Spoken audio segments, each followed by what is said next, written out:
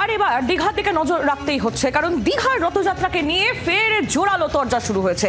শুক্রবার দীঘা জগন্নাথ মন্দিরের রথযাত্রা। মন্দির থেকে রথে চড়ে মাসির বাড়ির উদ্দেশ্যে রওনা হবেন জগন্নাথ, সুভদ্রা এবং বলরাম। আগামীকাল নেত্র উৎসব। রথের দড়ি যাতে সকলে স্পর্শ করতে পারেন সেই ব্যবস্থা করা হচ্ছে। সরকারি সম্পত্তি খরচ করে রথযাত্রা হচ্ছে এমনই অভিযোগ বিরোধীদের।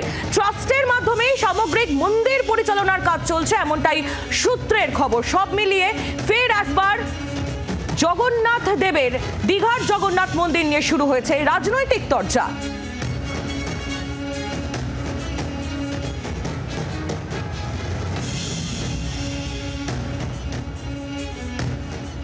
আর দীঘার রথযাত্রা নিয়ে দিলীপ ঘোষের কটাক্ষ। সরকারি টাকায় উৎসব হচ্ছে, ঠিক যেমন কলকাতায় দুর্গাপুজো কার্নিভাল হয়। সরকারের অন্য কোনো উন্নয়ন নেই। রাস্তায় চাকরিহারা এবং চাকরি প্রার্থীরা বসে আছেন, তাদের সঙ্গে কথা বলার সময় নেই।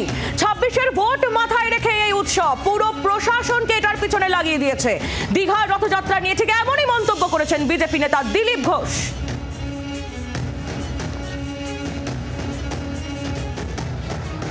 পশ্চিমবঙ্গ সরকারের অন্য কোনো কাজ নেই, না উন্নয়ন, না কোনো সমস্যার সমাধান।